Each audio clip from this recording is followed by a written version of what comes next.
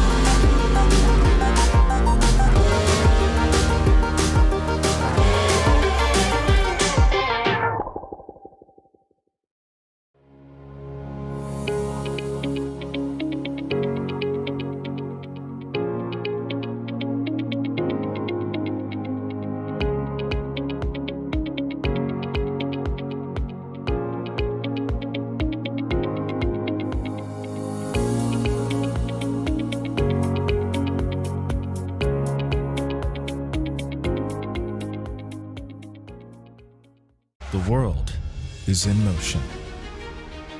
It is dynamic. Motion connects. It splits, divides, and separates. But what happens when motion gets out of control? At Seabre, we are controlling motion.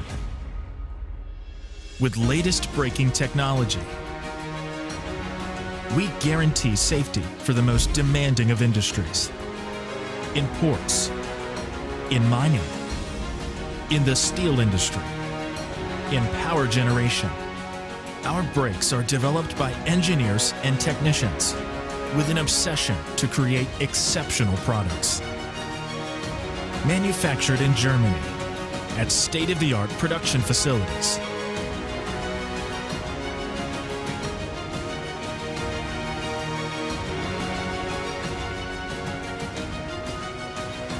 Independently inspected on purpose-built testing equipment, combined with a global presence to ensure safety wherever it is needed.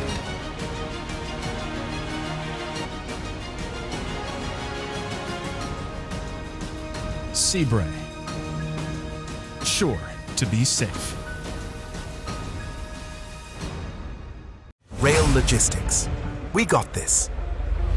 As a company leading the transformation of logistics in Europe, we're not only about moving goods, but also about challenging our mindsets to redefine the role of rail logistics. This is a new era, an era far beyond locomotives, wagons, and borders. Our borderless Transnet and our last-mile services, in connection with digital solutions, are creating a digital ecosystem that seamlessly connects people, markets, and continents. From HR, hot rolled and cold rolled, HR and CR.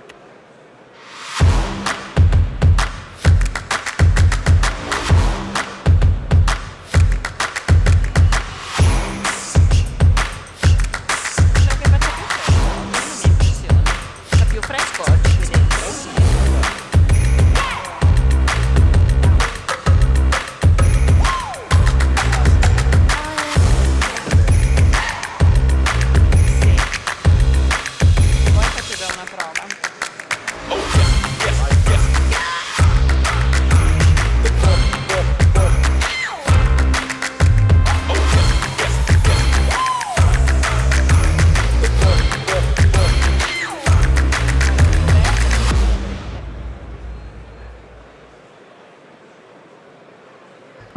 Prova, 1, 2, 3, prova, 1, 2, 3, testing.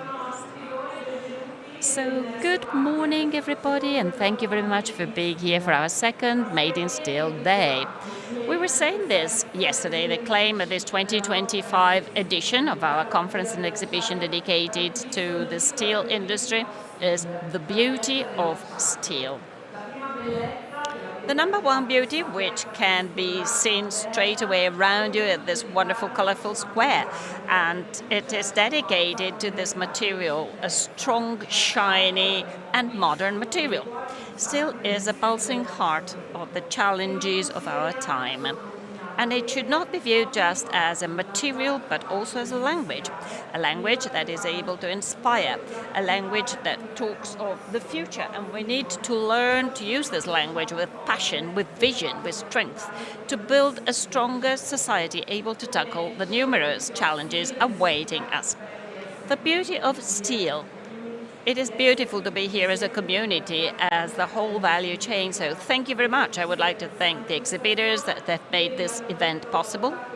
Yesterday we said this several times. Made in Steel, we like to view Made in Steel not just as an event, not just as a fair, but as a community, a growing community. This is a way to grow together the community of steel to be able to take on the challenges of the future.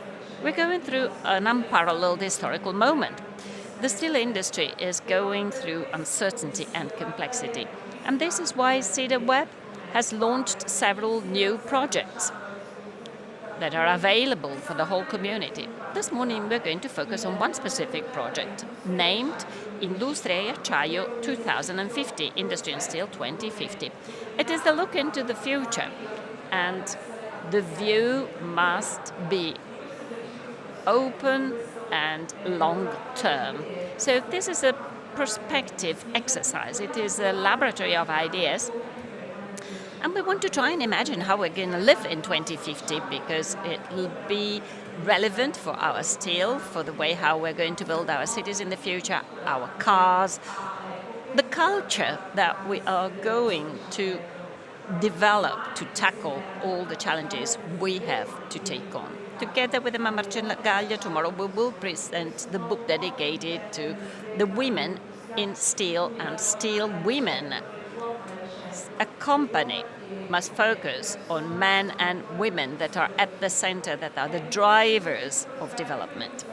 So Industry and Steel 2050 is a project that was launched by Cedar Web with its scientific committee and steering committee. It has a time frame of 1 year, and we are going to launch the second stage of this important project right here in a few seconds, following the logics of cross-fertilization, so that we can increase our knowledge with the support of many different sectors. So we will listen to Professor Mario Mazzolini, lecturer and strategic advisor and member of the Scientific Committee of Industry and Steel 2050. Then we will have a roundtable discussion with some of the protagonists of the supply chain, and I would like to thank them all for bringing their contribution and their prospects.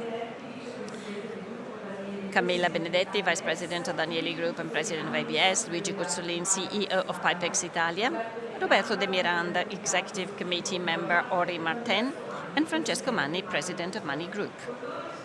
Together with them, we will explore some of the key words that have emerged also yesterday in our conference with the European members of Parliament. So we will explore the competitiveness of steel in the future and some relevant trends for our industry.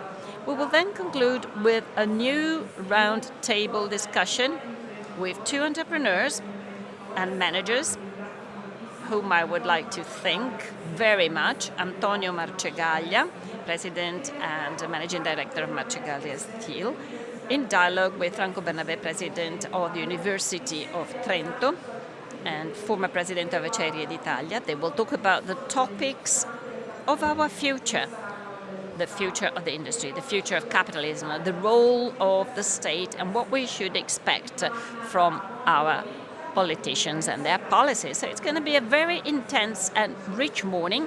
Thank you very much for being so numerous. It is a pleasure to see this colorful and shiny room full of people. I do not want to steal any more time away from you, and I would like to leave the floor to Mario Mazzolini. Please join me on the floor. Thank you.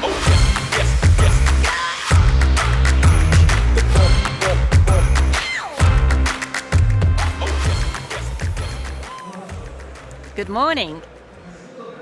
First of all, thank you. Thank you for being here. I would like to thank Made in Steel for inviting me. And I would like to thank the Morandi family for involving me. Why am I thanking you all? For several reasons. Well, first of all, because this is a great opportunity. We study, read reports, listen to forecasts, medium and long-term forecasts, and we just talk to each other.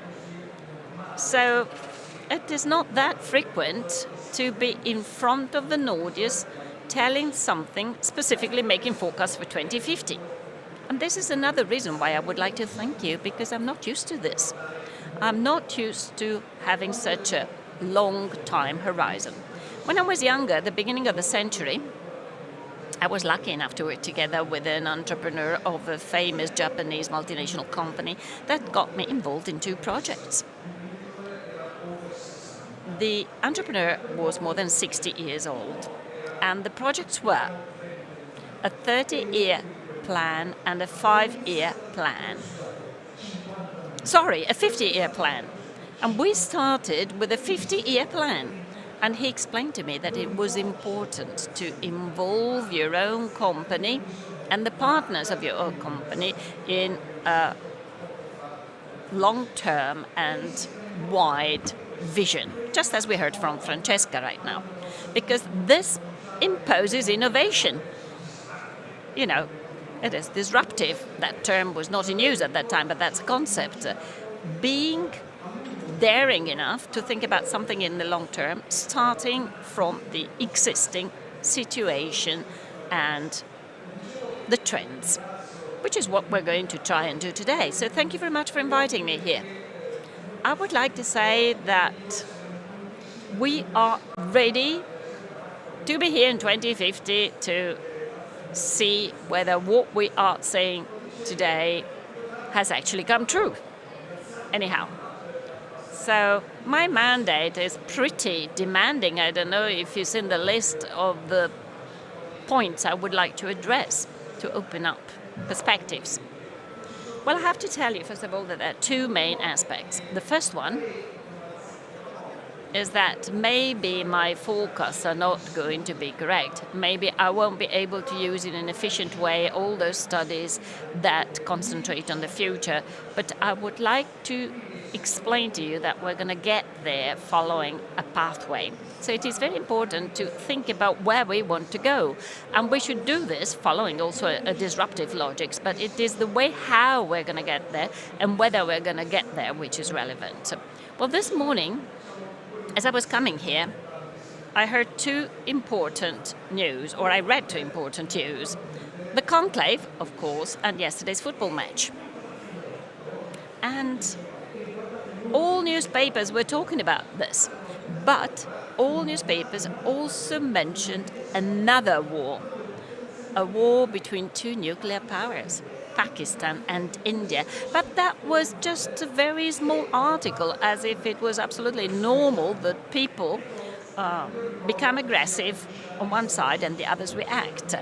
So I believe Einstein said, I don't know when the Third World War will be fought, but I know that the 4th one will be fought with sticks and stones. So we have to understand that we cannot accept this kind of news without reacting to them. So sorry for the digression. Anyhow, steel, the steel industry, and AI. It is not difficult to say that AI will play a very important role. In 2050, I believe that there will be a significant transformation induced by technology, environmental needs, automation, and obviously AI. So it is very important to recognize the stimuli and the elements that are going to change exactly as they have changed in the last 25, 30 years. We were thinking about this together with Manuel already some time ago. So decarbonization, let me make another digression in this respect. Demagogics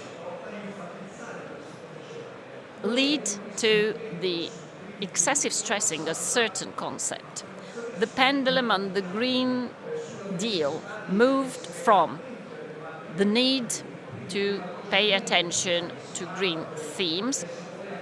I mean, there was a lot of talk. Everybody was saying we wanted to change something, and that was one extreme. But now the pendulum is going in the opposite direction. And we have to remember that our path is the path that has to include not only ethics and the green aspects, environmental aspects, but, as many of you perfectly know, thinking and reflecting about these challenges means innovating. It means creating the culture of innovation. So I try to show to my entrepreneurs, of course, the bottom line of the economic accounts when I talk about the green change. I mean, I know that it is right and correct to deal with ecological issues, but it is also good for the well-being of a company. The supply chain rules are changing also in this respect. I mean, I do not want to talk about tariffs. I have no slides, as you can see, because the risk is that you prepare a slide or a PowerPoint presentation, and then you get a message by your colleague saying, look, Trump has completely changed his mind. Right. So not only tariffs, but also protectionism, digitization, rules. There's a lot of innovation everywhere, and then we've got all the aspects that are related to optimizing production processes. And also in this respect, AI is a magnificent tool if you use it as a tool, exactly like all other tools that we have learned to use. So if you do not fear AI, if you make it effective, making use of it with our own experience, I always talk of hybrid intelligence. Our intelligence must ride this potential. And then, of course, there are many interesting aspects that are related to quality management and so on and so forth. And then, and I would like to focus on this topic since it is relevant for events like this one, then we have the topic of specialization. Right. You, in your industry, have developed production capacities that are significant from an economic and quantity viewpoint. So we used to refer to this as scale economy. This has been developed, but on the other hand, niches have been discovered. You have discovered niches, and you have realized that niches produce opportunities, also because they meet specific needs. Well, I believe that the future will take us towards alliances, market alliances, system alliances, niche alliances. What we refer to as value chains will have to ally. So you need to recognize that the value chain is not an opportunity, it is a need. And we can very well imagine that the future will provide us with many opportunities that maybe will be different from the ones I am mentioning here. I'm talking fast because, of course, I haven't got much time. So let's now move on to raw materials. One aspect is paramount. Of course, I have a list of the raw materials because I don't know them, lithium, cobalt, etc. I mean, you know your raw materials, but what I would like to stress is that most likely we will need raw materials in 2050, just like we need them now, but we're experiencing this through wars. Ukraine, and a war that is not even mentioned in the papers in Congo. Hundreds of people die each week in Congo because Congo produces these raw materials. So once again, our path can be a dangerous one if human beings are not able to pay attention to all these aspects. So it will be important to maintain our capability to differentiate our supply. Trade. The world is moving towards a very important evolution. It has been calculated that more or less 50% of the global economic growth will take place in the Indian Pacific areas. So that's where the business will develop, Southeast Asia and so on and so forth. This will completely change the value chains, the supply chains. And I believe that it will be important to work in an alliance, to work together at these projects. And maybe we should explain this also to politicians. What do you think? Maybe we should try to persuade them that they should open up in this direction, requiring investment, strategic and political decisions. Migration. Well, they're telling me that the trend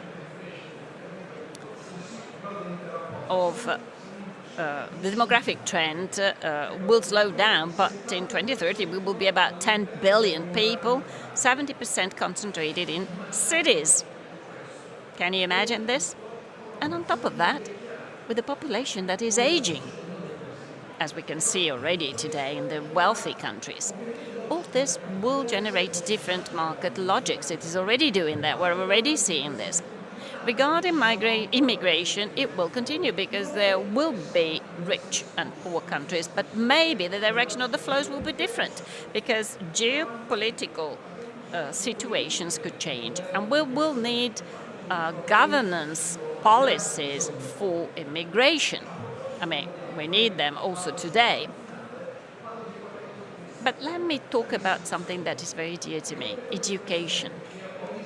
Honestly, thinking about 2050, I'm actually telling you things that should be a reality in 2025. I mean, today we have forgotten, especially in Italy, that we need to develop different pedagogic models, continuous learning, permanent education, customized learning, with the possibility of developing transversal and specific creativity. We need a mix, and we have fantastic tools that our academies are not able to use. And I am an academic, and this is terrible because our students need to be curious, need to be stimulated in this direction. So hopefully this will become a reality by 2030. So let me conclude talking about work. Some people said, "Whoa, how wonderful it could be if we had time just to think and somebody else will do all the work." Well, it won't be like that. But for sure, we will be able to work better. There are many different mechanisms, and I would like to mention one. Apart from the technological aspects, I have to say that Italians are doing pretty well in this respect. I'm looking at Roberto right here. I'm talking about corporate welfare. That is the growing attention towards the needs of the people who work for us, our employees, and the possibility of being the protagonists in the growth of participation also through themes that are not intrinsically connected with work. So this will further evolve. I mean, you know, with the significant debt afflicting them, state will not be able to maintain the present welfare system and will not be able alone to make up for the aging effect. So I will now move to the process. What is the process? There is one element which is important and that I would like to stress. We were talking about people being at the center in this path, which means also having clear ideas, values, and the values must direct our evolution.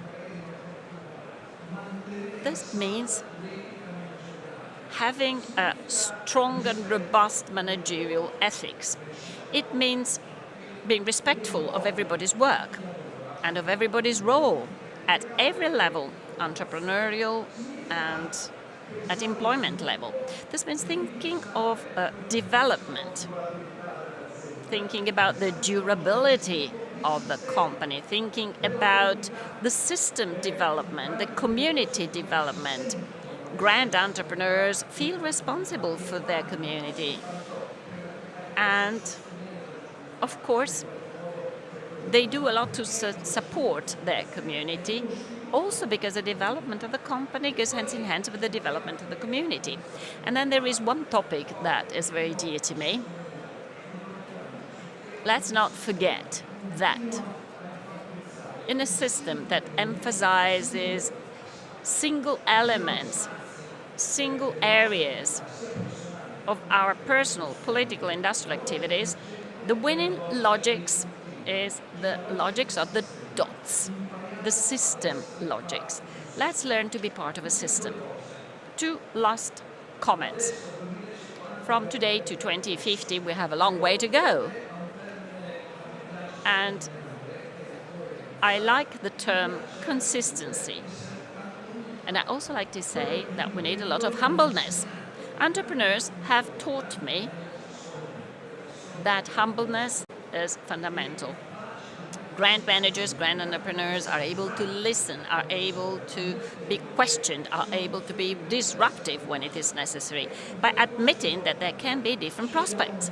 So the path is very important. See you all in 2050.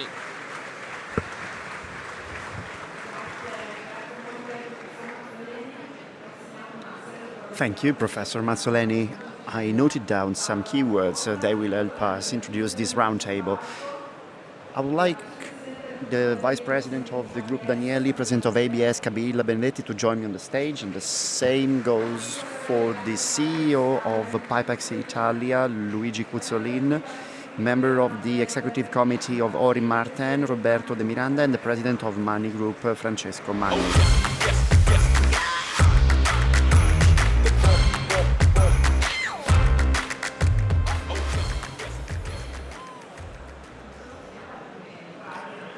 I noted down some quotations from Professor Mazzoleni. I would like to start from innovation is good for companies. And I like to think, I love to say that innovation has to do with the roots we have. I would like to start with Roberto De Miranda. Roberto, what about your roots? Please hand Roberto and Mike. Thank you. Very recently, we heard about a beautiful story of Roberto De Miranda's grandfather. He came to Desenzano from Naples. There he got to know the person who founded Ori. Ori manufactured rebars for concrete and also other things. Innovation is good for culture, so innovation starts with our roots.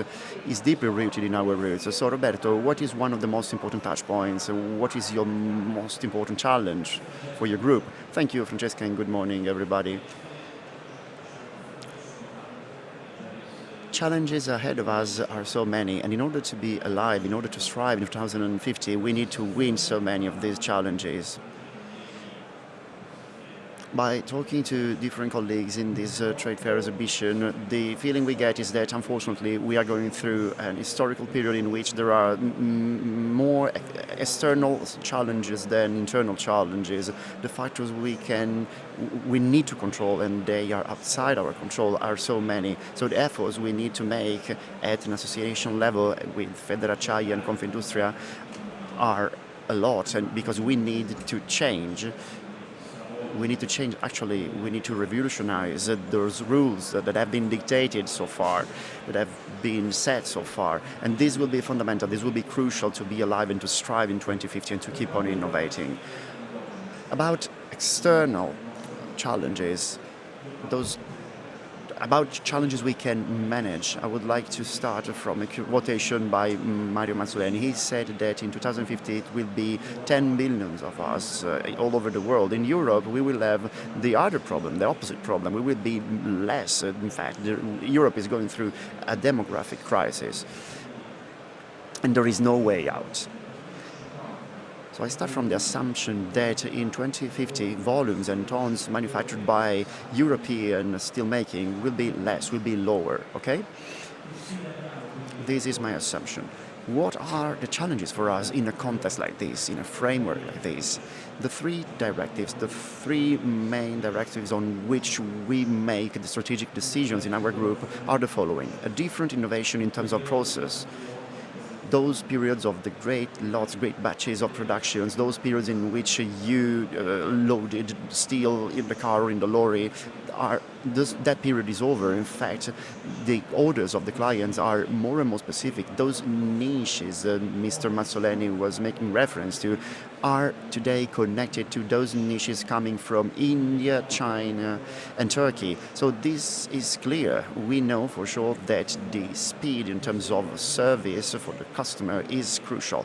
How do we develop innovation in our processes? Well, we did innovation, we did digitalization. Now the next challenge for us is artificial intelligence. Tangibly speaking, in the steelmaking sector, the implementation is in level 2.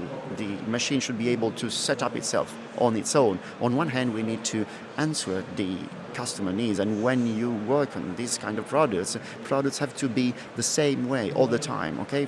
Because customers want always the same products. Secondly, we need to tackle another challenge, which is the demographic one. In fact, there will be less and less people coming to us to work. The skills and competencies on which our companies have been founded, the stories of success of so many Italian holdings and groups, without those people, without workers knowing about metal working and steel working, well, all those things and problems and challenges need to be faced with digitalization and AI. We have a further challenge too in terms of supply chain, and Mr. Mazzoleni talked thoroughly about this. It is crucial that we are on the same boat, on the same side. We need to collaborate. In fact, we see a crazy dichotomy between OEM, for example, car manufacturers, Stellantis, Mercedes, and the whole rest and the whole sector. And unfortunately, the European Union pays attention to these OEMs, but they are just assembly people. We work with components, we work with products. In fact, what I usually tell to my customers is that we are on the same side of the river, on the same bank of the river. We need to collaborate, we need to work together. We need to have the same logics. As a group, we started to do so many years ago because we want to be an integrated company, vertically speaking, not horizontally. Horizontally speaking, not vertically. And the third challenge for us and for everybody is a strategic innovation. It is not an easy task to talk about consolidation of the market, because in Italy we have so many family-run businesses. This has several advantages. You have a long-term view, you can invest on your own company, you believe in your company, you trust your collaborators, but at the same time, when challenges are so great, you need to consolidate the business. You need to consolidate the sector. This is a challenge for everybody. For 30-year-old people, 40-year-old people, we need to rationalize production and manufacturing. Thank you, Roberto. Regarding innovation, Camilla Benedetti, I would like to talk to you now. Roberto said that we needed to win in terms of quality and not quantity. What are your technological challenges for a group like yours? Thank you, Francesca. Thank you for this question, and good morning, everybody. I would like to make a short introduction first. This introduction is crucial for us as a group. Our holding is a unique reality in our scenario. Plant making on one hand and steel making on the other. Daniele is the plant making reality. We join designing and installation and starting of the installations, and then we have the steel processing, the steel making soul. This gives us the chance to be synergic from the point of view of process and from the point of view of product. This is a technological perspective, an industrial perspective that gives us the chance to think, to reflect, and to look ahead, to focus on the challenges ahead of us, so that we can build the future. Steel will be a very important ally for us in terms of human progress. It will be a silent friend, a silent ally in terms of application, but it will be also a decisive ally in terms of presence. It will be an illuminating ally. Think about infrastructure. Think about bridges connecting territories, bridging and joining territories. Think about all the means that we have in terms of technological process that will help transform the world. I said that steel is a silent friend for us, but I would like to say that it is also a sustainable and flexible friend. And it is so because we are now being committed to produce at lower emissions thanks to renewable sources of energy. We think that this is a compulsory trajectory, a compulsory direction, and we need to go hand in hand with efficiency, energy efficiency, recovery of materials. By doing so, we need to pay special attention to waste, because waste will play a fundamental role. Steel will be flexible because in the market there will be new challenges, there will be new demanding issues. And I would like to connect with what Roberto said. We will need to innovate together. We will need to enhance and to create value, to add value in our competitiveness. To do so, we need a flexible, a special steel for different applications. So we need a steel that has different properties and different traits and characteristics. Today we have a huge opportunity ahead of us. This opportunity is technology, is digitalization, is AI. All these tools can help us be more competitive at a European level and also at a global level. I would like to add a couple of concepts, a couple of ideas. At ABS, thanks to the partnership with Daniele, we will start our new production line, which is the hybrid digital green plant. In this green plant, the beating heart, the driving force will be a digital oven. It will be fed by the Q1. This will help us increase energy efficiency. We will reduce cost to 15%, we will reduce by 25% emissions and by 15% costs. We will recover heat and we will get the chance of heating scrap. So in this process, in this production route, in this production strategy, report technology and database, artificial intelligence will support us a lot in order to continue in this path of innovation. Steel will have to be light, dynamic. Heavy-duty companies, heavy-duty industries will change the paradigms because the market will help us do so. Scrap for us is a crucial raw material, and quality of scrap, management of scrap will be interpreted by us as an automated process managed by a single facility, so that the whole company can focus on scrap, so that we can cut it and manage it wisely, so as to get the best mechanical properties. By enhancing this harmonization between man and machine, human beings and machine in a single control room, we will put together different competencies in terms of quality and maintenance. These different competencies, robotic on one hand and human on the other, will join to make decisions in a seamless way, so that our processes will be fast, will be lean from a decision-making point of view, and from a quality point of view. Thank you very much. As you can see here, you have Beauty of Steel. I would like to thank this artist who is helping us creating these comics containing the keywords we are mentioning. Future will be crucial to increase alliances. Francesco Manni in January ended a very important joint venture operation with Marcegaglia Steel. This is a new reality, a new player. They are protagonists in terms of insulated panels. Integration will be key, will be a key word in the future. If it is like that, I would like to know from you if this integration helped you join steel with design, steel and design. Yes, for sure, that's right. Future will be about innovation. Future is about innovation. I've always thought that innovating doesn't mean innovating just products or processes, as Mrs. De Benedetti said, but I rather think that we can create innovation also in our models. Models are crucial. Models interpret changes in society. Society are made of men and women. So innovation represents a different approach of men and women towards society and towards entrepreneurial attitude.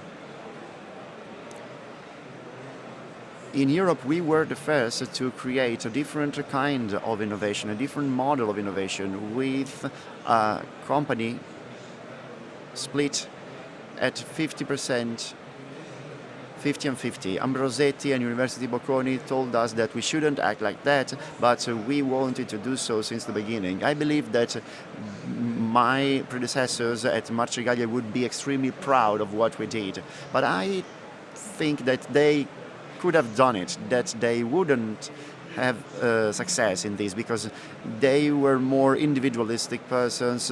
You know, that generation, our past generation, was too individualistic, and that individual approach cannot be beaten by mind or heart, you know. And today we have a different mind, we have a different heart and spirit and soul. I think this would be a great test to help university lecturers change their theories that always repeat the same.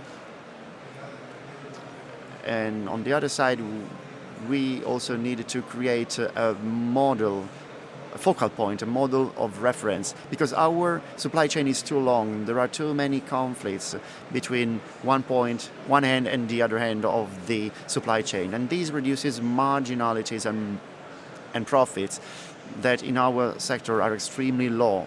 If you compare the profits of our sectors with the others of different sectors, everybody will say the same. Any other professional of other sectors will tell you that their profits are higher. Now, regarding supply chain, I would like to ask Luigi Cuzzolin about the way supply chains are changing in these times of uncertainty. And the second question for you, Mr. Massolin, is the following. Yesterday, we joined remotely with Giorgio Gori and Massimiliano Salin, the two MEPs. What would you like to ask? What would we need to ask European institutions in this greatly difficult moment for metal and steel? Thank you very much. Thank you very much, everybody, and thank you, Francesca, for putting me in this beautiful panel, for putting me in this beautiful panel. First of all, I would like to share a view regarding the current scenario. We live in a continent that is in recession. We cannot think about making huge investments in Europe. On the other side of the world, we have markets. We are seeing that some markets belonged to us in the past. We exported to those markets, but then little by little they started to build industrial capacity in their countries, and now these countries are behaving differently. So we are witnessing a huge change in from a commercial point of view. On top of that, we found ourselves in a catastrophe from the point of view of energy, and energy is crucial, is vital for steel plants, and this is evident in the profit and loss of every company. That's true, energy helps you innovating, but today energy represents a great problem for us. I was reading the newspaper, in Sole 24 Ore today, we beat the world record of the debt, but on the other hand we have utilities selling energy to banks, and these utilities companies are having are beating world records in terms of profit. We manufacture steel not to leave it in our warehouses. Steel needs to be used by somebody. We need to sell our steel. So about Europe, my question addressed to the European institutions is the following. I don't want to sound rude. I don't want to sound rough. I would just like to know what are the industrial sectors the European Union wants to keep in Europe, because we manufacture steel for the car sector. We do solar panels. we do tubes for oil and gas sectors. I would like to know if these sectors are going to be here in the future, are going to remain in Europe in the future. Because if they are going to leave, if we're going to go abroad, then tourism for steel does not make any sense. We do not have margin for steel tourism. I would like to have an open dialogue with Europe. I don't want to clash with Europe. I don't want to sound rough about Europe, because I always travel to Brussels, and I can tell you that I still get shiver when I listen to questions. Why should we make steel in Europe? Well, I just reacted very badly when I heard that question. This is an industrial topic. We just delegated somebody else the production of a material that is vital for the life of any country. This is the first point I want to make. And the second point is there any area we can develop worldwide? Yes, there are certain areas. We have technology, we have know-how, we have families that are experts in terms of know-how. So we need to change our approach. I will just give you an example. Take for instance Africa. Don't you realize that we have a very interesting and potential market on the other side of the Mediterranean basin? That's true. Turkish people went there, Chinese people are investing there, but Africa is looking at us with great interest, and the empathy of Italian entrepreneurs is unique worldwide. I traveled around the world. I don't want to sound too individualistic, but African people love us. African people love Italy. We have a beautiful chance and we cannot miss it. I would like to give an example. Giorgia Meloni usually speaks about the Mattei plan. She just took the Mattei plan and just elaborated on it. This idea was a very beautiful idea from Mr. Mattei. He knew that different continents had a lot of interest in Italy. Well, we need to act with Mattei plan. I've recently traveled to Africa, and they would love us to develop this project, this plan. Europe should draw a map. Mr. Mazzoleni said the same. Asian and Pacific region. There are so many other areas around the world. We need to understand together what steel entrepreneurs in Europe could do somewhere else.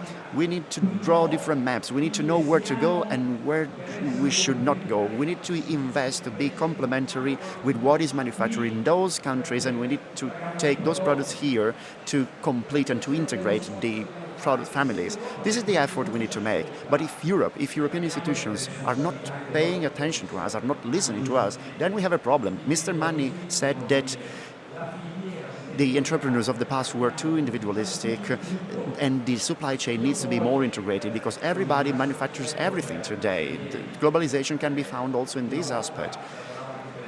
I've been working for Ital Impianti for a long time. Well, I think that we need to innovate. We need to make everything more efficient, but we need to pay attention. We can't increase that much industrial capacities because this is the most dramatic point. Okay, innovation and efficiency are crucial, but we need to develop human capital too.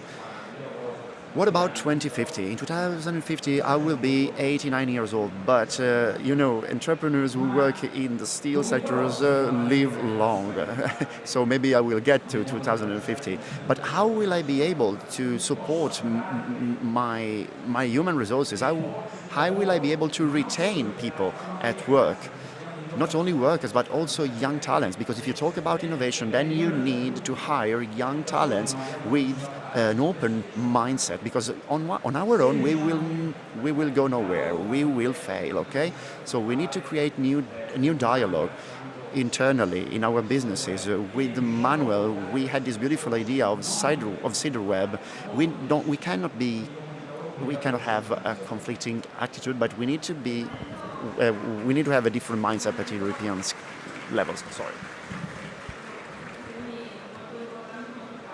These are all very important hot topics.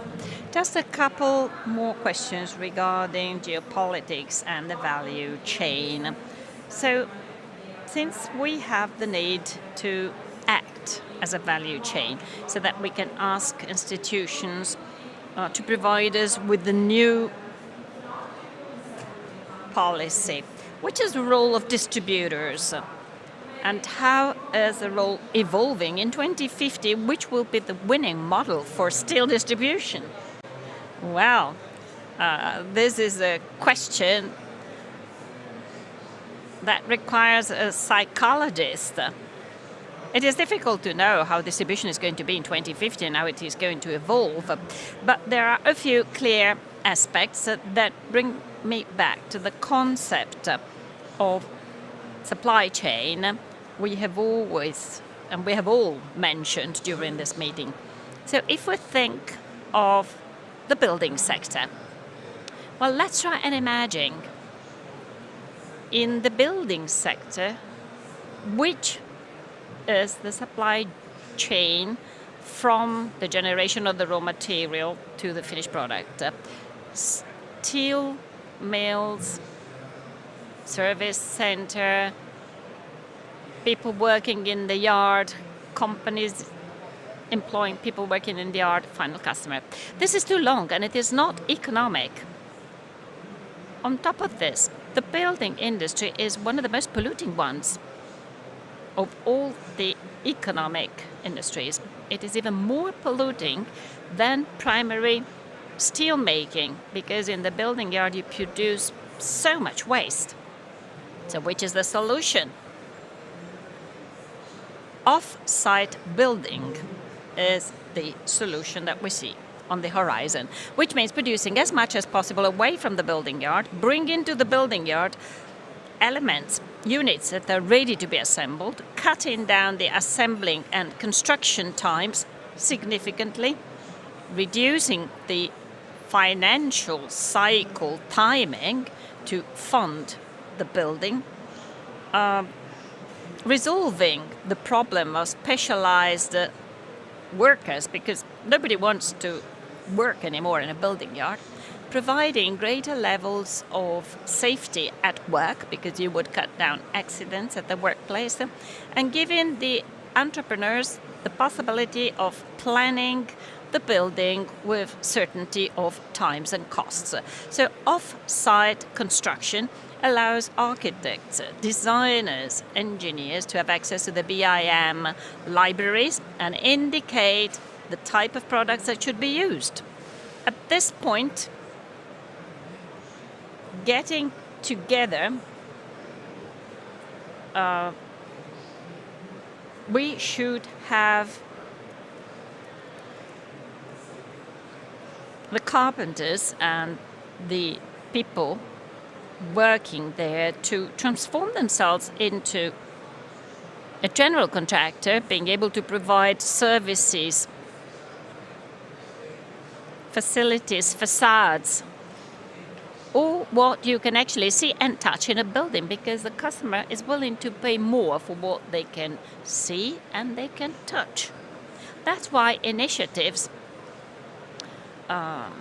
such as continuous facades, prefabricated roofs and walls are so important, because they conjugate high efficiency with a high aesthetic value.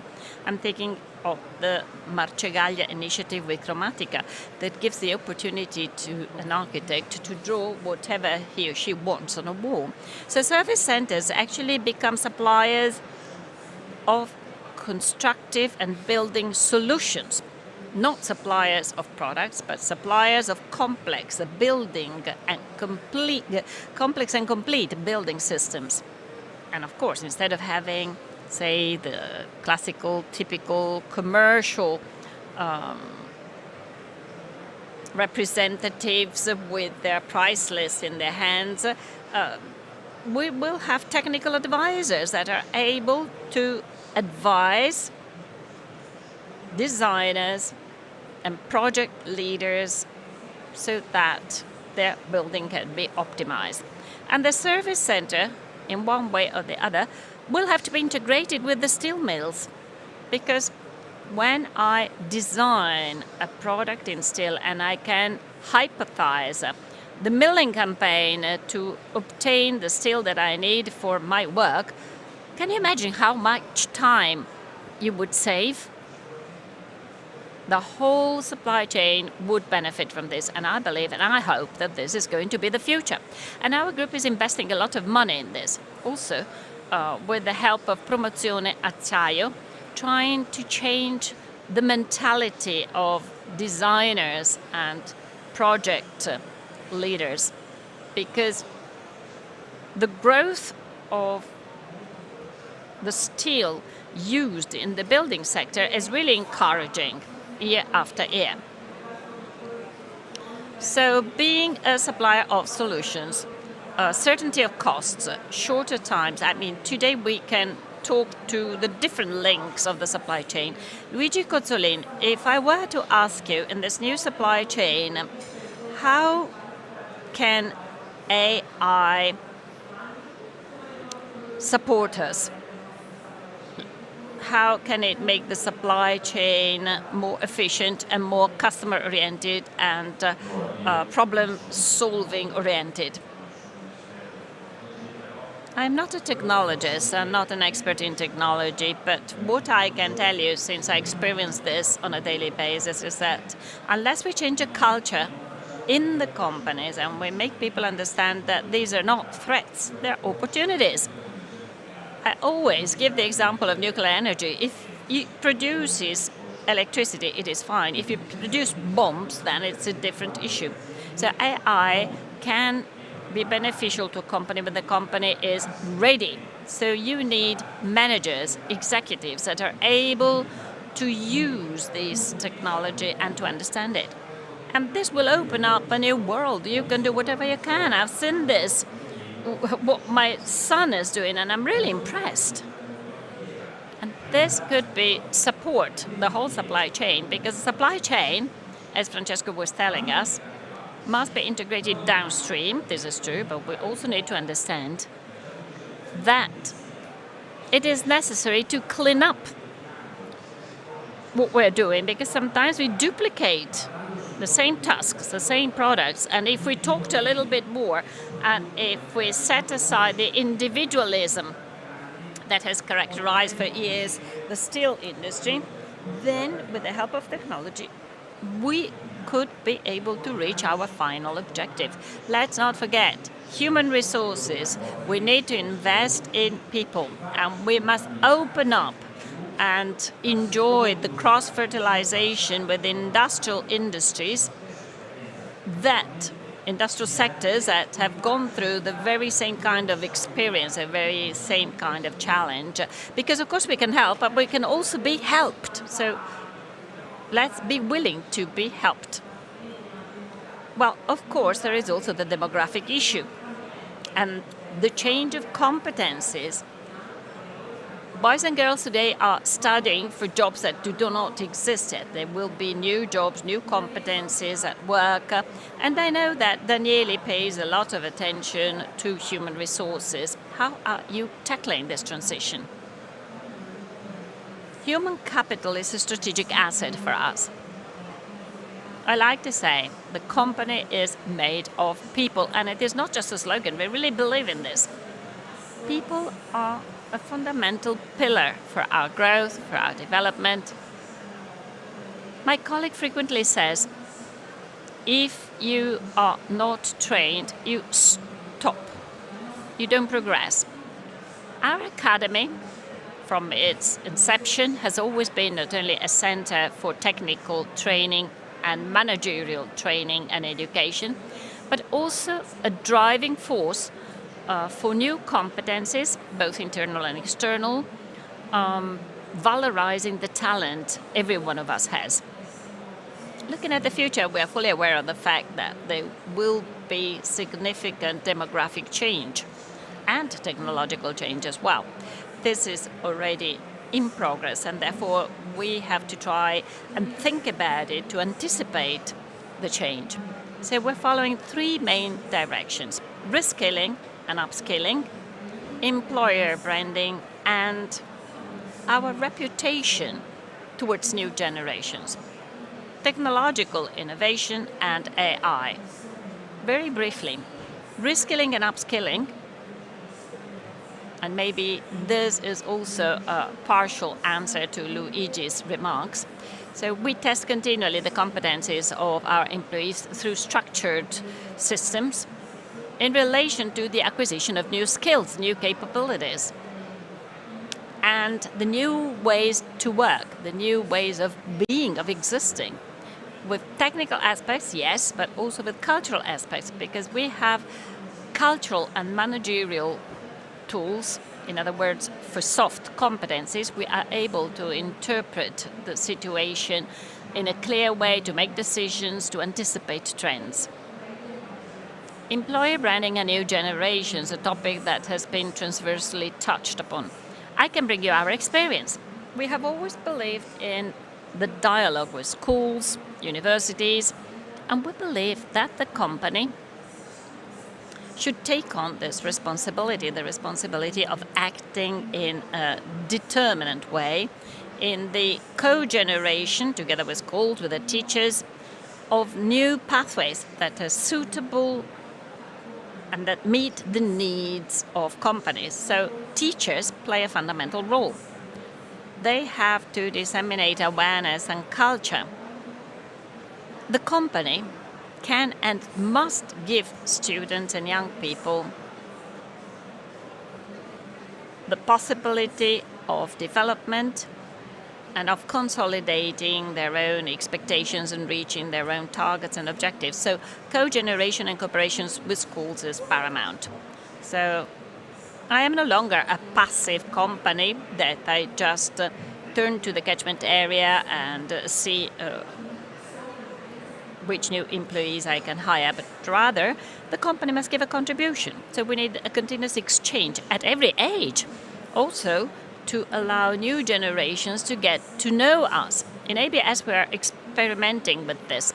Some years ago we used to involve the technical high schools, but now we are presenting ourselves, introducing ourselves to younger students to give them an idea of what it means to work in a steel mill.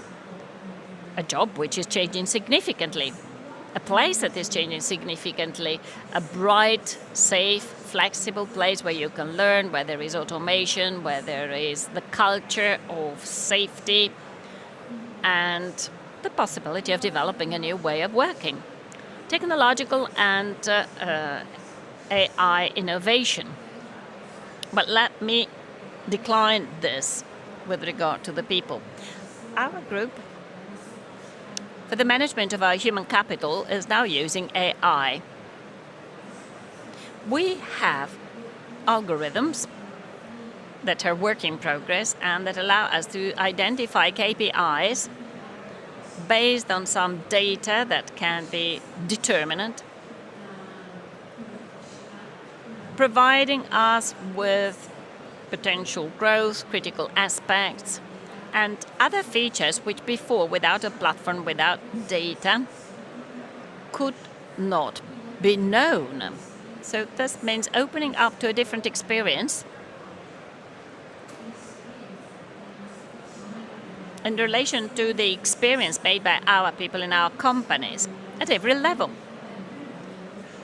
We refer to this as the human evolution design that personalizes and defines the pathway of each single person in our company. Thank you very much, Camilla. Let me go back to one of your keywords, employer branding. Henri Martin has actually made a value of employer branding. It was born in the Brescia community, and I think about the various sustainability projects, recovery projects that represent a reaction of this company to the benefit of the community. So how is employer branding going to be a significant trend from now to 2050 for your group? Well, as everybody said, the human being is at the center, and this will be also the trend of the future. The real challenge will be finding people with competencies. There will be fewer people. So it is necessary to valorize the individual and the surrounding area and community with different projects. This is absolutely fundamental, there's no doubt about that. And I would like to go back, if you allow me, Francesca, to the topic Europe.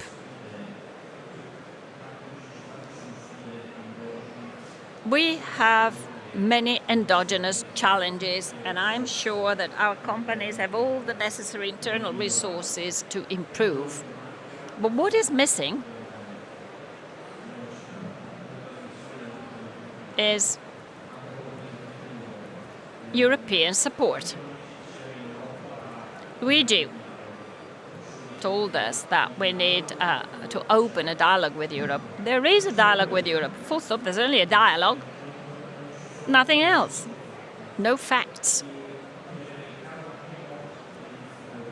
To list the difficulties, and steel producers have to come to terms with these difficulties on a daily basis, but many operators of the supply chain maybe do not know about this and find it hard to believe. But if I were to make a list of the challenges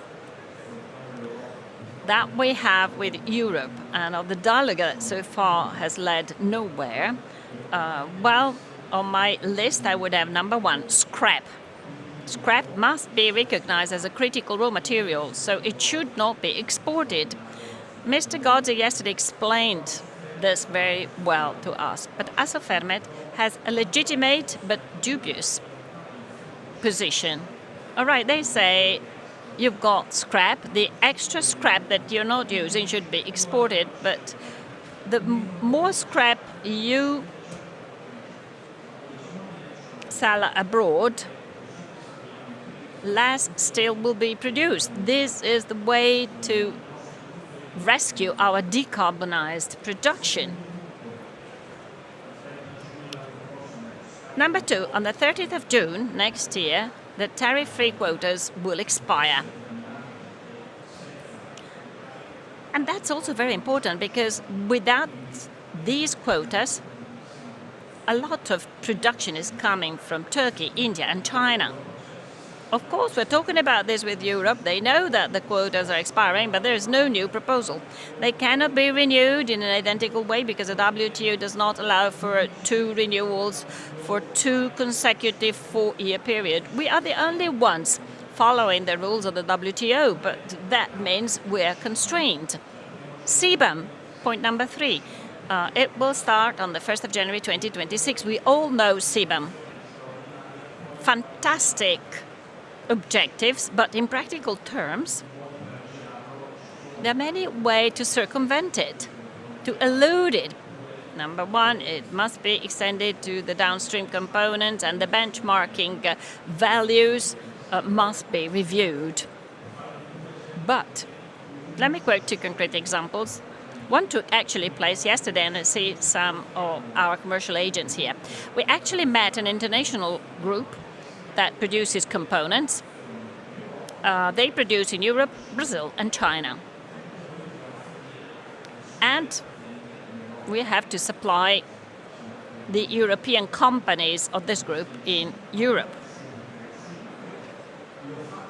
But they are wondering, should I actually produce that product in Europe or should I buy it from my companies in Brazil and China?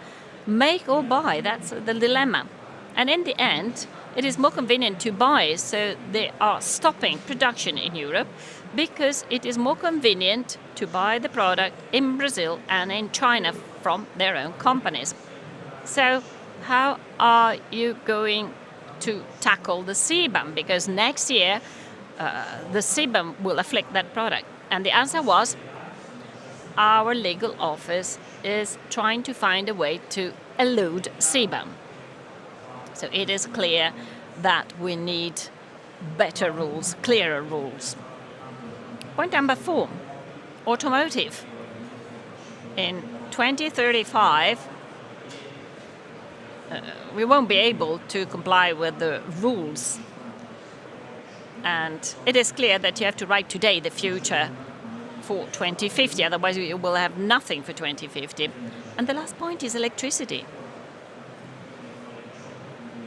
Okay, we could have 10 different conferences to talk about electricity, why it is more expensive in Italy, and so on and so forth. But my question is, and this really makes me angry. Our products can come from any part of the world. But if I sell my product to Sweden, I just pay for the transport. Why does this not apply to electricity? Italians can buy electricity only in Italy, French people only from France, Spanish people from Spain. Is that one single market? I mean, can't I ask a supplier in another country to sell me electricity? No, that's not possible in Europe. And in Italy, electricity has a very high cost. And let me conclude with an example. If Ori, I'm talking about ourselves, was not based in Brescia, but was in Menton, France, last year our accounts would have had 20 to 25 million euro more. And this is really serious and dramatic. So to conclude with my comments on 2050, well, I believe that we're going through a key moment. Our companies are extraordinary, but an earthquake is taking place. And if we have not fallen yet, I don't think we're going to fall. We will all going to develop because the steel industry in Italy is extraordinary and our companies are incredibly solid. Thank you. Thank you very much. Thank you very much. We are about to conclude with this first panel. What the steelmaking of 2050 will look like? Just a keyword. How do you see steelmaking in 2050? In our case and in our field, I would say less products and more complex solutions. Thank you. Steel forever. Steel will be crucial forever. I would think about the word steel making, which we join the concept of steel as a material, but steel as a set of complex solutions in which technology and AI are joined in an harmonic way to respond to the future. Thank you very much. A great round of applause. Up, Roberto. Yeah, I would say that the steel making will be still young in 2050. Thank you very much. Thank you, everybody. A great round of applause for our guests.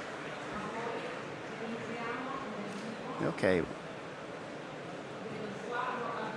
We are now going to focus on 2050. Let's take a look at 2050 with the following panel. I would like the President and CEO of Marcegaglia Steel to join me on the stage, Mr. Antonio Marcegaglia, and Franco Bernabé, President of the University of Trento and Vice President of Acciaio d'Italia. Thank you very much and welcome.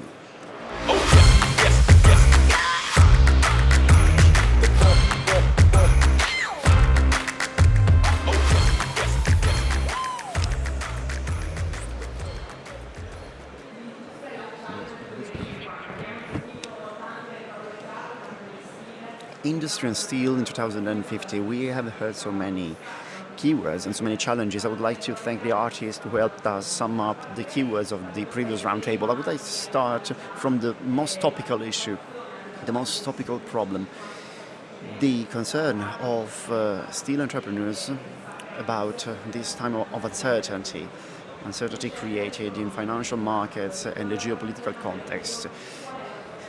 Concerns caused by the economic choices of Mr. Trump. So what is your perspective regarding this situation and how do you see the coming years? What's your standpoint regarding these recent things and facts? Well, in a rational world, doing forecast is easier. In an irrational world like the one in which we are living now is much more difficult. In fact, the US president changes opinion, changes his mind every second, every day. Or he takes initiatives and then when he realizes that things are different from what he expected, he takes a step back. Mr. Trump needs to act on different fronts, and these things question the role played by the US after the Second World War. Tariffs, for example. The output, the final result of tariffs is uncertain. We don't know what will happen. So he starts with an idea. He would like to apply tariffs to the rest of the world, but then he takes steps back because he realizes that he can't do it. He thinks that he has always thought that tariffs could solve many of the problems in the United States, for example, the deindustrialization, the problem of the public debt, and so he is a sort of naive, but he's really persuaded about it. He thinks that tariffs are useful. He needs tariff. This is his idea. Obviously, the rest of the United States are obviously have obviously different opinion. Wall Street Journal responded in a very aggressive way to Mr. Trump. In fact, the Wall Street Journal is criticizing every day the tariffs policies of Mr. Trump, and yet Trump is realizing that he probably made a mistake. He could have expanded the article he made by mentioning some of the data regarding the situation of public finance in the US. In fact, in the US, they are having a serious situation, a serious problem, and he is very much concerned about this fact, especially when he saw the last month the effect of some of his an announcement regarding the way the dollar is managed. US will have to refinance about $5 billion of short-term public debt and billions and billions of additional deficit. So we are talking about 7,000 billions, okay? And I'm not mentioning the renewal, of quarter deficits. They will need to finance and to fund 7,000 billions. In Italy, we would be talking about 2,000 billions. So please realize the amount of debt they will need to refinance. He realized this on the last month when the bonds were about to come to an end, to expire, and one of his declarations generated a drop in the stock market and in the bond market. So I think that the damage he's creating for the United States is huge. But I think that there is also a great advantage for Europe. Europe has a chance. Europe has an opportunity, the opportunity of doing today what we did not in the past. But we need to start from an assumption, the assumption that we are not weak. We are used to think that China is a strong power, United States are the greatest power worldwide. But please take a look at people who got a degree in Europe. China generates 3 million of people with a degree, and United States 500,000, Europe 1 million. Okay, so talking about technology, people who got a degree in technologic sciences, we have Taiwan manufacturing semiconductors. We have the United States who deal with design, engineering. They have the Silicon Valley and so on and so forth. But please remember that AI is now migrating to Asia. The community of AI is located in 70% of cases in Asia. The only factory, the only plant worldwide manufacturing the machines necessary to print the circuits is in Holland, okay? So in the Netherlands. So we have an incredible force, we are extremely good, but we need to be able to reassess this capacity we have, and we need to take stock of it. We are witnessing a huge change. We will live in a world that will not be dominated by the US as it was in the past. This change will bring with it suffering and a disruptive change. Europe showed that it can react. It did so during the pandemic, after the pandemic, during these two wars. So we need to remember that we are able to face future challenges. Mr. Marcegaglia, yesterday morning we launched this last edition of Medisteel, talking to the MEPs in Strasbourg. In fact, these two MEPs, Mr. Gori and Salini, intervened in the first panel we had. So what's the role of Europe? What's the role of European steel making and metal making between US and China. Good morning, everybody, and thank you very much for having me. Actually, I'm not that optimistic. I'm not as optimistic as the previous speaker. I don't know to which extent Europe will find again its role, will play again its role, and will be able to relaunch its strategies in such a challenging context, especially when it comes to our industry. But we could also extend these remarks to other sectors like the car industry and other industrial sectors. And I'm saying so just not only because we are lacking the right cultural, intellectual, or industrial conditions. I think we are appreciating much more the value of democracies, but I would like to say that the challenges mentioned by my colleagues are quite deep and profound from the point of view of implications they have. These are structural challenges. We have accumulated a competitiveness gap in terms of steel making. I'm making reference to our industry because I'm an expert in that.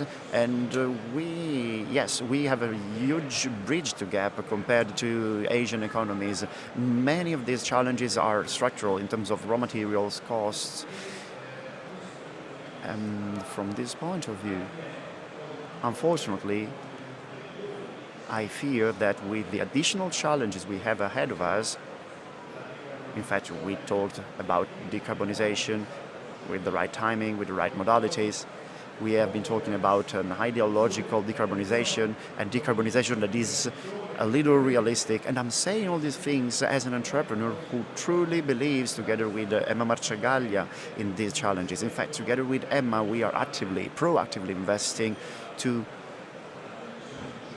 reduce CO2 emissions. Our goal is to reduce even more the already low amount of emission, and we want to work with the supply chain, with direct investments, with industrial agreements. We are investing in a carbon tax, and we are doing tangible things. We are fully persuaded of this kind of mission, but we can't be ideological, and I think that this process we have just started as a European policy, I know that Europe will not change in the short run because President von der Leyen repeated, and not only von der Leyen but also other players repeated that the way to go in terms of decarbonization will not change at the moment. And I fear that this approach is too idealistic.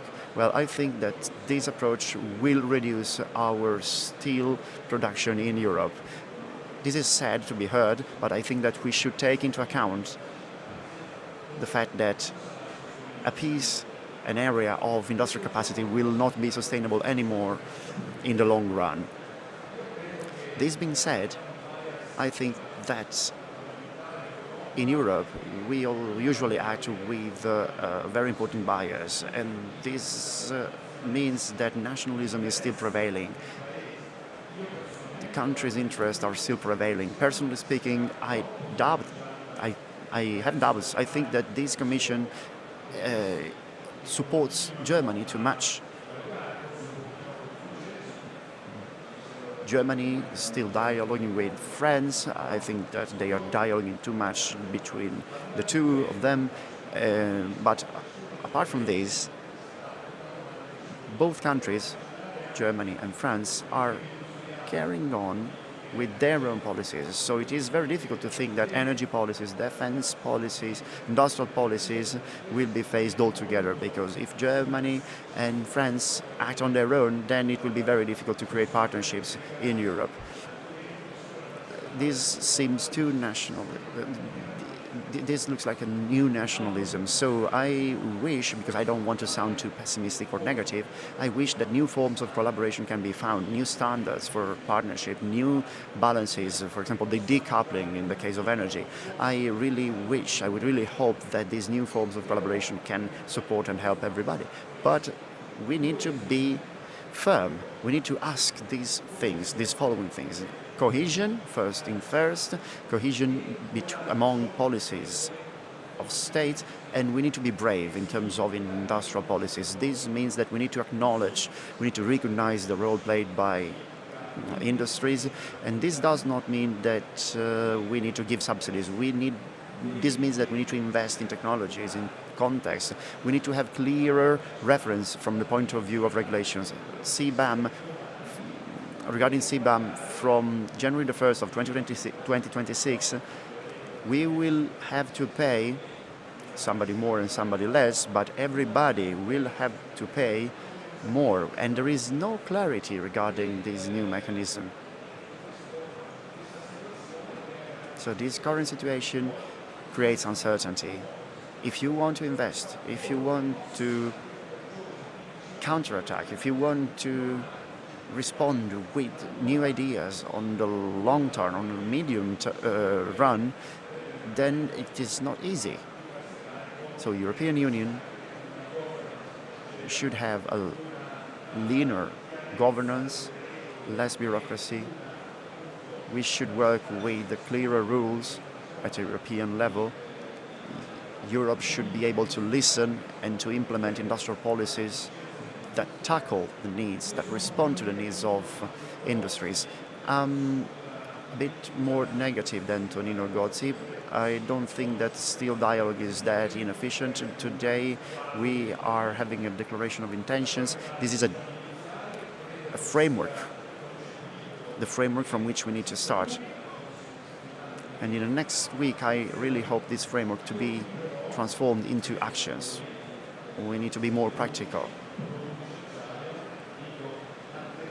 And I'm going to address all my colleagues in the steel industry. Pay attention when you decide to shut the borders, because as Mr. Mazzolani said, alliances between different supply chains and industries outside the European Union borders are necessary. Roberto, the client, the customer that decide to manufacture their components and their products somewhere else will be more and more frequent.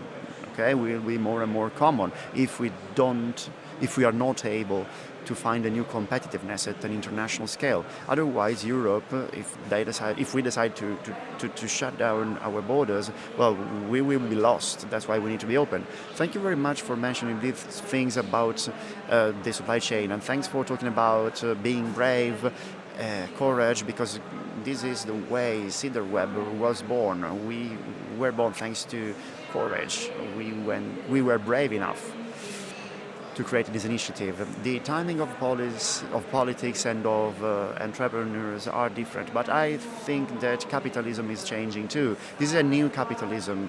This new capitalism looks like it is focused on the short run. So, Mr. Bernabé, how does this influence the economic system and the perspective of growth?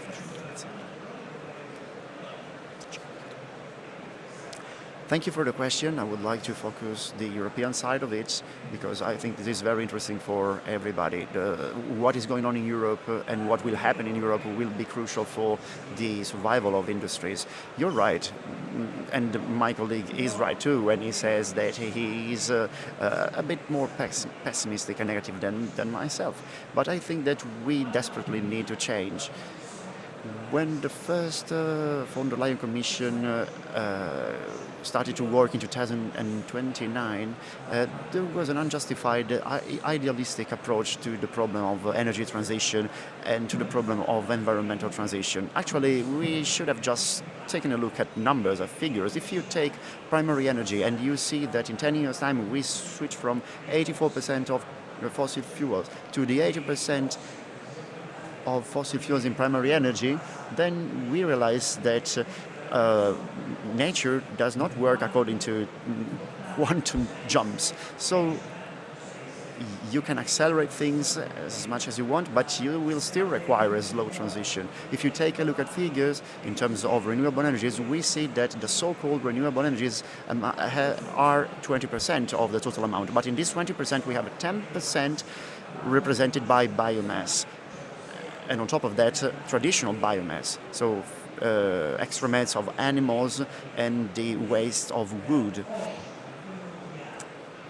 At a global scale, renewable energies are 3% of primary energies used worldwide. So this will be a very slow and long process. When we started thinking that change would be fast and immediate, thanks to the support of Franz Timmermans at that time, well, I think that we underestimated the mission we were undertaking. Because European entrepreneurs said that we would have succeeded, but actually some missions and some problems were underestimated. And in fact, today, take a look at the Mario Draghi report. Mario Draghi met several entrepreneurs. He talked to them about the project presented by Ursula von der Leyen. And this report now lays the foundation of the new Commission. The dialogue today is much more open than the dialogue of 2019. Ursula von der Leyen has a problem because she has already gone through the first administration and now she has to go through the second one. So she cannot say, okay, I'm going to change my mind and what I did so far was just stupid. Today, Ursula von der Leyen needs to implement certain changes, but I think that the more we move forward, changes will be more and more evident. The new directive announced by von der Leyen regarding the saving in investments is a very important directive. I know that our problems are dramatic, are serious. The cost of energy is much higher in Europe than in the US, but actually it's not that higher in Europe rather than in China. We have different problems. We have a problem related to red tape, to bureaucracy, the endless production of norms, decree, laws, regulations. This just suffocates the entrepreneurial spirit. But European and Italian entrepreneurs are of another kind. And this has to be said, because doing business in Europe requires a great ability and great sacrifices. So the fact that we can count on these entrepreneurs is a great competitive advantage. Well, sorry for the interruption. I'm not a pessimist by nature. But I believe that the design of the European steel industry, and I'm talking about the integral cycle one and the flat products, will be affected by this context. Conversely, Italy, with its champions, is in a privileged position. We have decided to open up a 2 million ton steel mill in France. We're going to do that quickly, and I'm not pessimistic, therefore, about our possibility of the Italian supply chain, which is already advanced as far as circularity is concerned. But we have to come to terms one way or the other with the redefinition of our role to maintain the market, to develop it in terms of quality, added value, sophistication, and given the existing constraints affecting primary integral steel making, I fear, and I'm talking about international actors, ArcelorMittal, Thyssen, and so on and so forth, well, I think they will make one step backwards. I'm sorry, we're very undisciplined, but this is such an important topic. It is true. Italians, however, have a competitive advantage which is underestimated. When we talk about supply chain, we mean that Italy is able to produce a product from the beginning to the end. It is not designed in California and produced in China. It is all conceived and produced in Italy. We do everything, designing, engineering, producing it. This is an enormous competitive advantage that the US have lost. The US are unable to produce a product. Well, I would like to go back to Mr. Antonio Marcegaglia. Your group has been the protagonist of important investment choices at international level. You have internationalized, and you innovate. And considering the turbulence we're experiencing, what about the timing of your activities?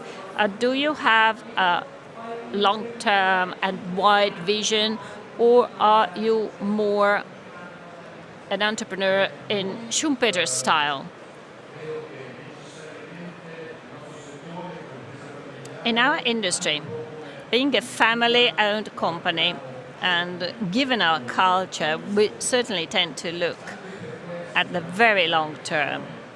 Also, because if you allow me a romantic digression, I like the definition of innovation that goes: innovate in a certain way is not just a technical improvement. It is much more. It is an almost creative act. It is a generative act. It is something that starts in your heart and requires a long-term vision, so that you can go beyond the existing balance. So this context of the volatility, change, exogenous new challenges that ask us to focus on topics we were not touched by in the past, like energy in its deepest mechanisms, renewable hydrogen, and so on and so forth. So to innovate means to dream with your feet on the ground, of course. An aspect which we have tried to view in the following way: innovation must become a systemic element.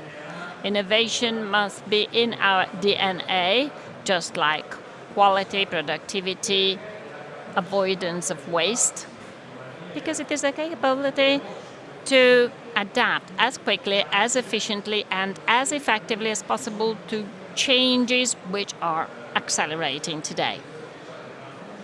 AI, but not only, also geopolitical changes and all what we have said, demand that we rethink ourselves. Therefore, we need to include in our innovation capabilities not only processes and products, but also our organization, the way how we transfer knowledge, widening our governance, our supply chain to include the whole ecosystem. And this is a more complex, innovative element that must leverage on human resources, on education and training. We have made significant concrete steps in the last few years, and we're still making important steps forwards, because we have redefined our position in the business, expanding upstream with the partial integration, with acquisitions and new investment in stainless steel and carbon steel. We have invested hundreds of millions of euros. We have become international.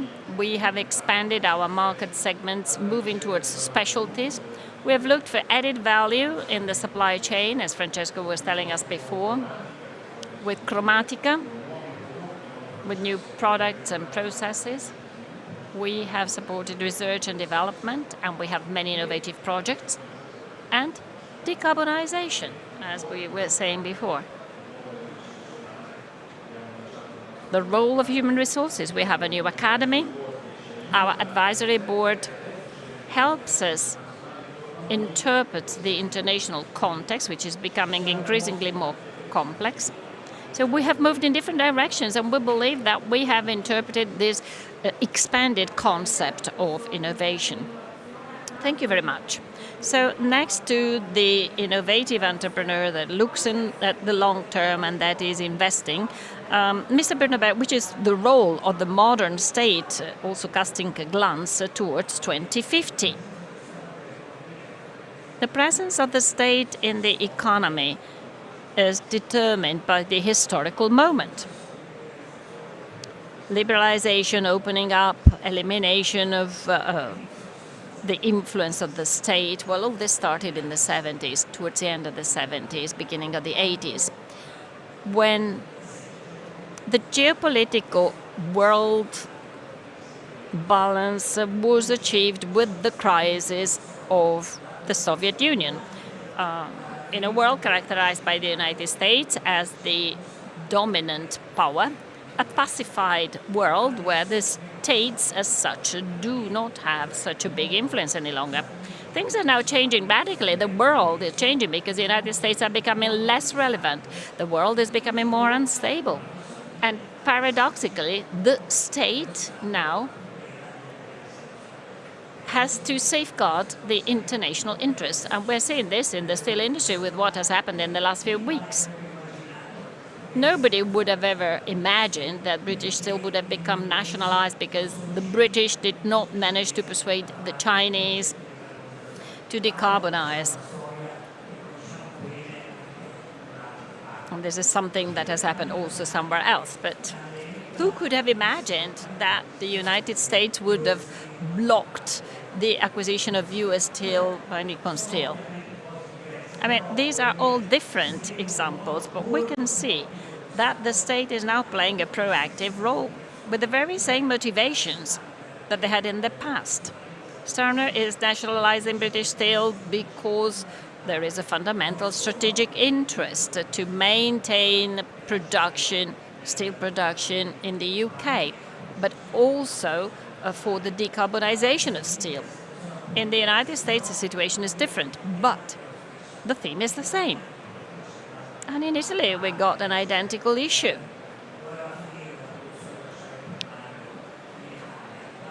What about the production of primary steel? Well, Italy needs, right now, to maintain a steel supply chain, both primary and secondary, in good health, able to innovate, to be strong and robust. And I'm sure that the government, both the international governments and the Italian government, understand this, making use of tools which are becoming increasingly more aggressive. The international situation, I mean, I'm not saying that, obviously armaments are growing. If we need cannons, we're not going to buy steel from China or India. We will have to produce our own steel. This is obvious for our own cannons. And this is determined by the historical moment that views the role of the state as important again. Having lost the competence in industrial policies that used to be enacted in the 50s and 60s, like with the Mattei project, well, this competence needs to be reacquired today. In the last 30 years, we have taken apart, in Italy and in Europe, our long-term planning capability in the industrial sector. We need to restore this. We need the necessary attention and competencies to do that. And it is paramount to safeguard the long-term interests of our country. Mr. Friedman used to say that if you manage a company, you just have to focus on maximizing profits. But, as a matter of fact, there has been an economic movement supported by Pope Francis in 2019 in favor of a more fair, fraternal, sustainable economy. So I'm asking you both, can you think of an inclusive economic system where at the center we really do have the human person? Yes, of course. We're seeing this in this audience. All entrepreneurs, I believe, all entrepreneurs in the steel supply chain in Italy, maybe there is the exception of Acciaio Italia, that prior to the anomalous expropriation, well, they're all the other steel companies are family-owned. An entrepreneur must, first of all, have the objective of creating value, i.e. profit. The profit is sacred. I don't know whether Pope Francis thought in this way, or would share this idea, but certainly next to this fundamental concept, which is at the base of successful entrepreneurship, we have in parallel and of equal importance the topic of sharing the value with all those that support the entrepreneur, that work together with the entrepreneur. Our father used to say, and I find this very effective and efficacious and truthful, companies are much more than those, companies belong to those who work in the company and not to the shareholders. And this testifies to the concept I've just explained, that we feel in our DNA. So our way of understanding the role of entrepreneurs is certainly oriented towards achieving profit, but also towards sharing the profit and expanding the benefit to the community, to the ecosystem, to all what revolves around a company. A company which is a driver not only of the economic growth, but also of the cultural, professional growth, the growth of values. And our way to think of our company is not far away from producing profits, but it is just equally oriented also towards achieving the well-being, the values, including the intangible values, and this is what entrepreneurs generate.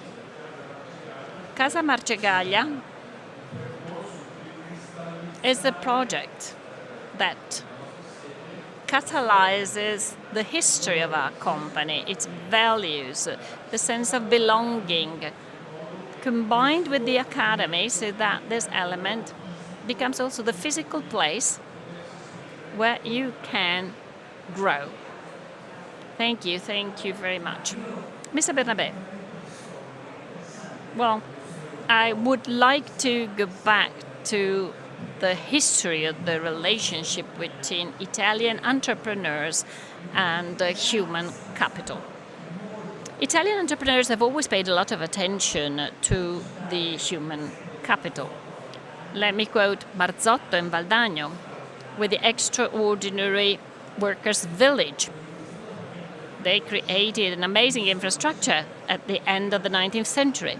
The Leubman village in Turin, another extraordinary architectural example. Let alone Crespi and Crespidata, that has become a World Heritage place. And Olivetti as well. So Italian entrepreneurs have always been humanistic in their approach. They have always paid a lot of attention to the problems and issues of their employees. Towards the end of the 19th and beginning of the 20th century, problems were different, also regarding human relationships. So Ford factories involved the big masses of people that needed to move, hence the need to build villages for them. You mentioned Friedman before. Well, I would like to recall how Friedman's sentence was born, because that sentence was written by Mr. Friedman in an article in the New York Times back in 1970, in which he stated the only objective of a company is that of making a profit. But why did Mr. Friedman write that? Stating the obvious. Well, there was a very important political reason for this. In that very same year, Aurelio Pichei published a book, The Limit to Development, that had an extraordinary success. A book that sold 30 million copies all over the world. So all of a sudden, people realized, Aurelio Pichei at that time was the president of Fiat in Argentina, and he represented the Italian industry. So he published this book that was a world success, and for the first time he showed awareness of ecological issues. Mr. Friedman reacted to this, and there was, of course, a reaction towards this awareness, and Friedman is afraid that the viewpoint of a company could be lost in this trend, which is that of maximizing profit. But Mr. Friedman was not talking to entrepreneurs, because there is another important historical fact that explains why Mr. Friedman wrote that famous article. In the meantime, especially in the United States, capitalism changed, moving from entrepreneurial capitalism with J.P. Morgan, Pierpont Morgan, and world-famous entrepreneurs to a managerial capitalism. And Mr. Friedman wrote, well, if managers focus on something that is not the maximization of profit, how are we going to measure that? I disagree with Mr. Friedman, of course, but this is just to say that Mr. Friedman was rational and had a reason to write what he wrote. Recently, we have seen that also those that believe that the only purpose of a company was that of maximizing profits have also retraced their steps. And anyway, in Italy, the situation is totally different. We've heard about academies. Academies are today very widespread in the companies. Companies dedicate to the human factor a lot of attention in different terms compared to the end of the 19th century. So the Italian tradition, which is a very important tradition. I spent many years in China, and I've seen how Chinese companies work. You pay $50 more to your strategic employee, or to attract a strategic employee, and employees change company. They just move from company to company depending on the opportunities they have. Conversely, in Italy, people are very loyal to companies, to the communities, to the supply chains. And this is a value that we should try to keep, to maintain, because this makes Italy big. I mean, the fact that Italy is the second most important manufacturing company in Italy, it is not by chance. And we're the number 4 exporters worldwide. I mean, we've got many difficulties, but we're very, very strong. Italy, with our 50 million Italians plus the foreigners that luckily do contribute to the national added value. Number 4 or number 5 for export worldwide. Well, this is a country that can do much. So my message is, okay, let's complain as much as we want, but we must be aware of the fact that we are strong. Thank you. Just like I've asked in the previous roundtable, please, just a few words for the scenario of steel in 2050. And I'm inviting the audience here to follow us in this project that will last approximately 1 year. We will focus on some keywords to try and define the prospects for the future. So the industry in 2050, how do you view this, and which are the priorities we have to tackle in the steel industry as entrepreneurs to be sustainable and audacious? The top priority is innovation. We need to dedicate resources to innovation. We can't allow brain drop to happen because we pay our young people too little. So we need to work on competence and skills, on innovation and on research and development. Okay, I would like to elaborate on this a bit more, just to say that steel business, even in 2050, and I'm quoting Mr. Cuzzolin again, Steel has to be forever and ever, okay? I think that the business of steel will have a future. It has a future ahead of it, providing that the sector knows how to innovate, how to redefine priorities and how to review its modus operandi. But actually we are already doing that, and we are doing good things, so we know that the future is certain in that case. Our material, on top of that, is resilient, is a versatile material. It is also cheap and is also beautiful. So it has a good future ahead of it, also under different scenarios. Well, I think that we need to bring innovation. Creating innovation today means matching it with artificial intelligence, and I think that there will be room for a further debate, not now, but maybe later in the afternoon. Ruling this phenomenon, ruling this aspect will be crucial. We have the chance of managing AI and its combination with innovation. Underestimating it or neglecting it would be fatal to everybody, so we need to know how to govern, how to rule this aspect. I love the comment, the remark that was made regarding the hybrid intelligence. We need to match forces, skills of men and women on one hand, of human being, and machines on the other hand. Machines are perfect when it comes to process, when it comes to forecast, and when it comes to plan. And this is a powerful tool they have. But the crucial role of human being, what machines can't do, is imagining, creating relationship, and defending ethics. And this is a top priority, in my opinion. Thank you. Thank you. Oh, this is beauty of steel too. Thank you very much for your insights, and thank you for being with us. I wish you a fruitful day.